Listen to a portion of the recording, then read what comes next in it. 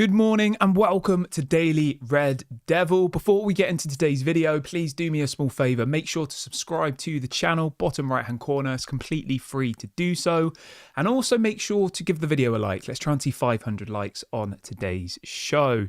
Now, the question I've got for you this morning is in relation to Ruben Amorim and building this Manchester United squad.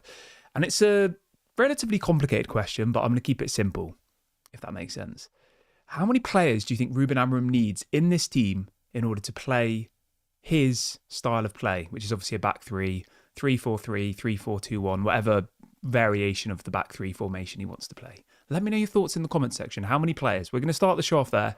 I want to try and make, whilst the transfer window's closed and whilst there isn't that much going on at the moment, I want to try and make these shows a little bit more interactive where we can kind of just have a bit of a chat almost. So let's start with this and I'll read through some of the comments on the next show. So get in the comment section now, have a look. I'll go back, I'll reply to some comments, etc., etc. So I'm going to have a little look at the team that started the game against Leicester, and we're going to kind of go from there. So we're going to go kind of position by position, and I want you to get involved with each position and let me know your thoughts. So we'll start with the goalkeeper. Do I think Ruben Amorim needs a new goalkeeper? I think it's definitely something we need to consider, but I don't think it's like top of the list at the moment. If Andre Onana can work out how to start saving some shots, then I think we'd be all right, because he can play out from the back, but for whatever reason, he just doesn't seem to be able to save like basic shots. Is it the pressure? I don't know. It's weird because when he was at Inter Milan, he was regarded as one of the best goalkeepers in the world, and then suddenly he's just fallen off the edge of a cliff, hasn't he? But this does happen at Manchester United. Sometimes the ground beneath the Manchester United players swallows them up, and he's a prime example of that. So, yeah, I think the goalkeeper is definitely something we need to look at. In relation to the defence, we definitely need some new centre-backs, 100%. I think Lisandro Martinez is injury-prone. He's been injured more than he's played in the last 2 years. He's just done his ACL and his MCL, and the general consensus is that we won't see Lisandro Martinez again this calendar year, let alone this season, this year. So that'll be 2026, the next time he plays. So that definitely needs sorting. Obviously, Maguire's got 1 year left on his deal. So I would definitely be looking to buy a new central midfielder. So far we've got, a central defender. So definitely a centre-back, definitely a central midfielder, definitely a wing-back, which will probably be that Kenda from Sporting Lisbon. Definitely a striker, a number 9. We'll be talking about that in a minute. And definitely another attacking player, central attacking midfielder. So I think we need probably about 5 or 6 first-team players, not squad players, in order to be in a position to play Ruben Amorim's style of football. But I want you to let me know your thoughts on this in the comment section. I'll read through some of your comments whilst we're live, so go and do that right now. But let's move on to some more kind of topical related news. And let's start off with this new sporting director story. So this is being reported quite widely this morning that apparently Manchester United are targeting Athletic Bilbao sporting director Mikel Gonzalez to replace Dan Ashworth. Obviously, as I said, he's the sporting director for Athletic Bilbao. Let's have a little look at some of their best signings, because I've never heard of this guy until yesterday, but I'm not an expert on sporting directors. You know, I'm not going to sit here and pretend I am. I'm trying to find out who the best options are. So he's got 1 year left on his contract at Athletic Bilbao. And let's have a little look who he has signed. So it says, during his time at Athletic Bilbao, he has brought in players such as Inigo Ruiz del Galarreta and Andoni Gorosabal and Gorka Gurazeta. He also signed Alvaro Dejalo. I'm going to be honest, I don't know who any of these people are. I mean, I don't really understand how he is an upgrade on Dan Ashworth, to be honest. Like, how many people in this chat had heard of the sporting director for Athletic Bilbao before 5 minutes ago? Probably none of you, realistically. So, I don't know. it seems like it's a strange recruitment. Is that a fair way of describing it? But I mean, getting a sporting director is better than not having a sporting director, because at the moment, Jason Wilcox is doing about 4 different jobs. So I don't know. I mean, it's another person adding to the expertise at Manchester United. It's somebody with obviously a lot of experience in football. He's an ex-footballer. I think he's been a manager for a bit. He was the head of scouting at Alaves. So, he has been around. He clearly has an eye for Spanish players, it seems. And I'll be honest, I don't watch the La Liga that much. So these names that I've just mentioned, maybe they're good La Liga players, but they're not ones I've ever heard of. So, yeah. But apparently Man United want to bring him in. So whether that's the right decision or not, who knows? Only time will tell, really, won't it? And I mean, at the moment, there isn't really anybody else linked to us. It's just this guy. Because until about a month ago, we were just continually told that Manchester United would not be getting a new sporting director and that Jason Wilcox would be doing it. So something's clearly changed, and they've realised that they do need a sporting director. And it seems to be this Miguel Gonzalez. Yeah, I mean, I'm still trying to find other players that he's brought in, but I can't really see any other names that I've heard of, to be honest. But anyway, if anybody in the chat knows more about this guy, please do let me know, because I'd love to get a bit more information about him. Because for me, it just doesn't really excite me, but maybe I'm, being non-knowledgeable on the topic. But anyway, let's move on from that. Let's talk a little bit about this Chris Rigg story, because I think this is really interesting as well. So this is being reported by multiple different journalists here in the UK this morning, that apparently Manchester United are determined to sign Chris Rigg this summer, and their scouts consider him a must-have signing. Now, this guy does excite me. I have heard of Chris Rigg. I have seen him play a couple of times for Sunderland. 17 years of age. He's played 27 times in the Championship this season at the age of 17, which is absolutely incredible. He's already in the England under-19 squad. He's a central midfielder, but he can also play as a CDM and a central attacking midfielder. Only 2 years left on his contract. He's going to leave Sunderland this season. He's going to get a big move to a Premier League club. Obviously, it looks like Sunderland might get promoted, though, so will that change things? Probably not. I think it will still mean he leaves, but it will probably, if anything, just mean that his price is more than what it would be usually, because obviously Sunderland's argument will be, well, we're a Premier League club now, we don't need the money. But there are lots and lots of teams interested in this guy. You could see him going to a Tottenham, to a Man United, to a Liverpool. There will be a real race to sign this player, because he is seen as one of the most exciting young English talents in the English game at the moment. And obviously at the age of 17, to be playing that many times in the Championship at that age, that is absolutely phenomenal. He's not 18 until June, so he'll be 18 in the summer, which is kind of the age that most of those players get their big move to, a bigger Premier League side. But again, this screams to me like the kind of deal that INEOS will do. When you think of the signings they've made recently, the Lenny Yoro type deals, the obviously Joshua Zirkzee was, I think, 21 when we signed him.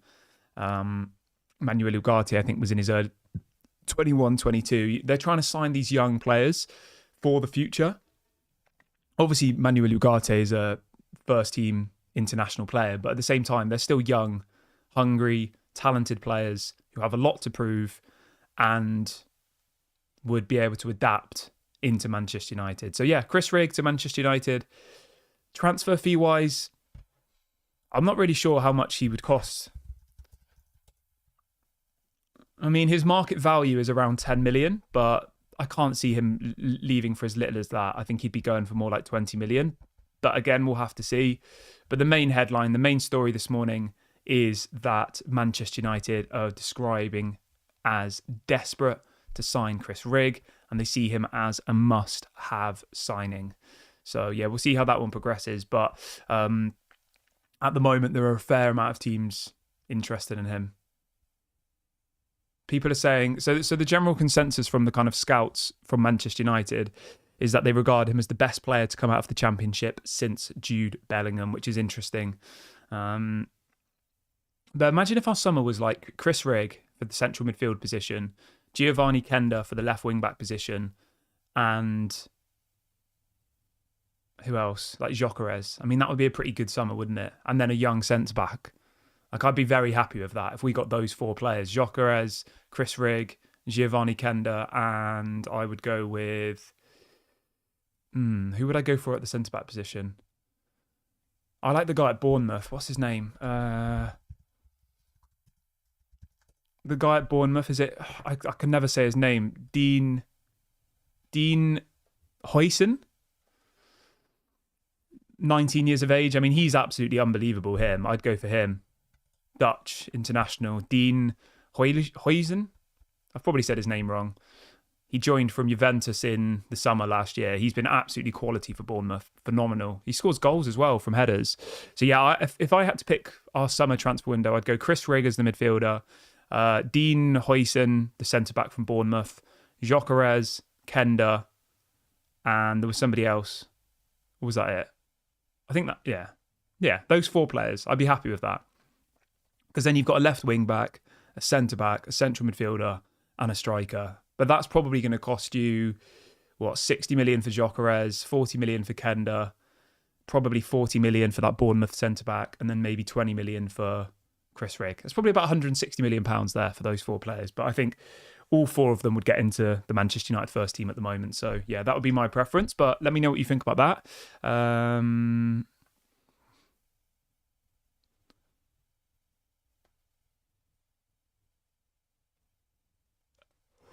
The Real C says, what's going on about Matthias Cunha? Yeah, Matthias Cunha is another option, obviously, as well.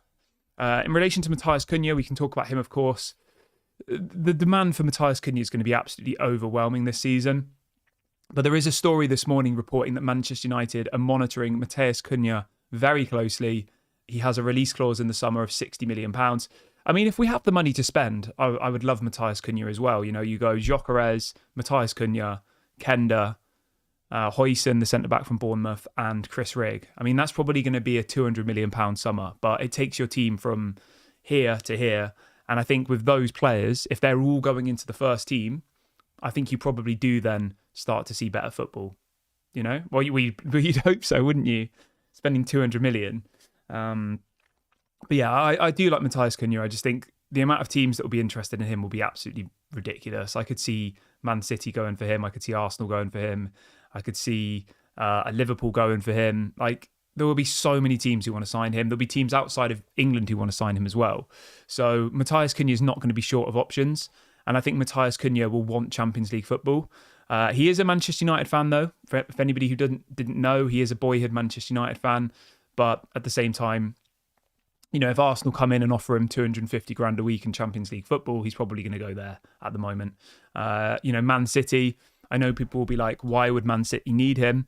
I think De Bruyne's contract expires in the summer, doesn't it? If I'm not mistaken. So they'll be looking for another kind of attacking midfielder to fill that position. So, you know, let me just double check. Yeah, De Bruyne's contract expires in June 2025. So he'll leave. I think he's the highest paid player in the Premier League, if I'm not mistaken.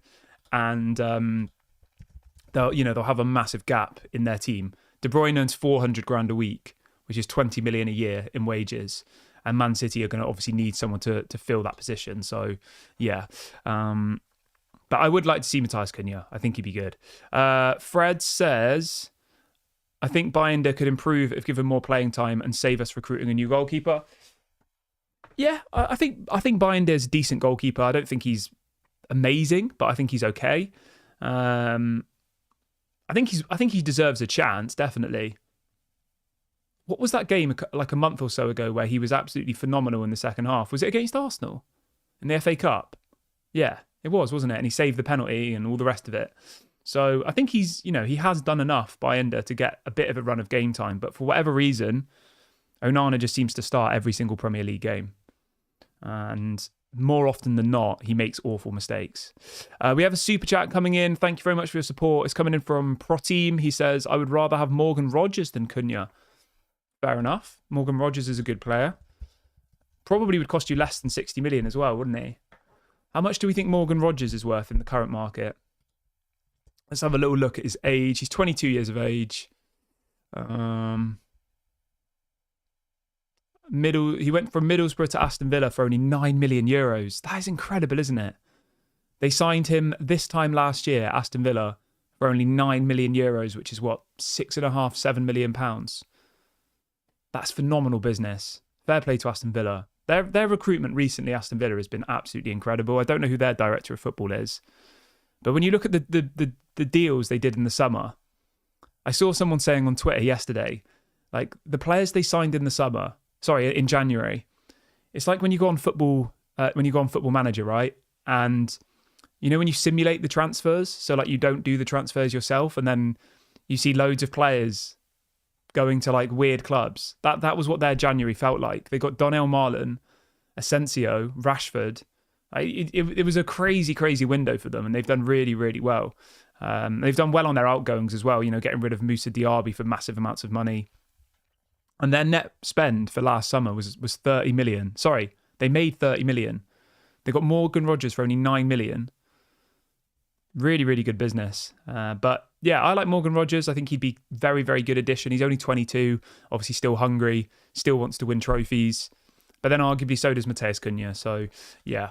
What else have we got in the chat this morning? Somebody says we should sign Victor Osimhen, Milos Kerkez, Carlos Baleba, and Kamaldeen Suleimani. Yeah, I like that. Ellen says, what about Nipan? He's still in Rosenborg. Yeah, I don't know what happened with Nipan, because he was over in England, wasn't he? And his agent was here. And then for whatever reason, he didn't move. I think he went to Man City, he went to Arsenal. He didn't seem to come to Manchester United, so we must not be interested in him. Joe says that he thinks Morgan Rogers would be worth at least 70 million based on the fact that Gordon went from Everton to Newcastle for around that figure. Yeah, I mean, 70 million sounds like a lot, but I guess if Mateus Cunha is 60 million, then 70 for Morgan Rogers isn't that far off, is it?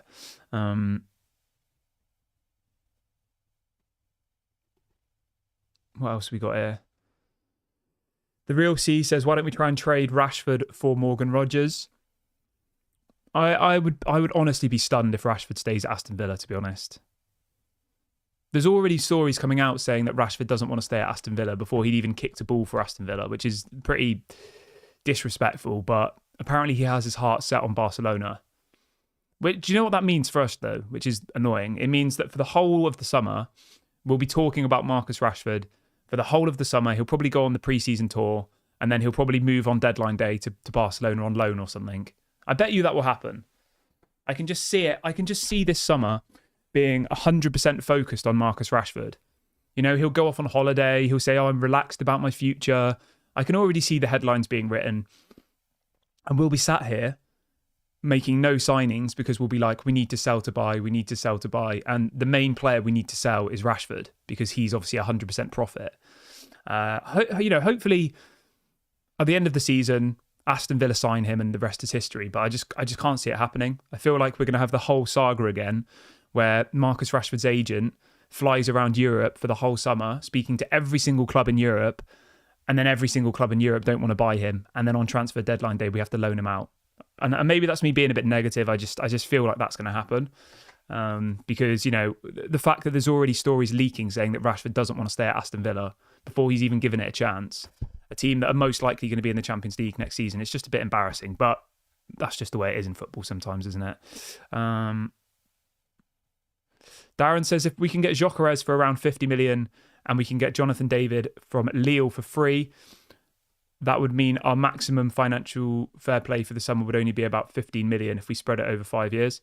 It'd be even less than that, wouldn't it? If you got Gyökeres for 50 million and you did it over the 5 years that you can do of the length of his contract, yeah, it'd be about 10 million a year.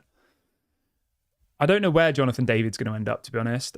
I like Jonathan David. I think he's decent. But for whatever reason, Premier League clubs don't really seem to be that interested in him. I don't know why. It's strange because he does get a decent amount of goals in the French league, doesn't he? Consistently, he's a relatively good age. He's only 25. This season, he's got 12 goals in 20 games in the French league and 6 goals in 8 in the Champions League. Like that's a really, really good return. I think 6 goals in the Champions League. You know, I know people will say, "Oh, he's playing in a lesser league," but still. To get that many goals in the Champions League is decent. and would be welcomed at Manchester United. But right, I'm going to wrap the video up here, guys. I've got quite a busy day today, so I'm going to have to go. But thank you very much for watching today. Please do make sure to drop a like before you leave. And if you are watching for the first time today, do subscribe to the channel as well, bottom right-hand corner. Thank you very much. Have a lovely day, everybody. I'll speak to you all tomorrow morning. If anything breaks, obviously I will go live. Have a great day. Bye for now.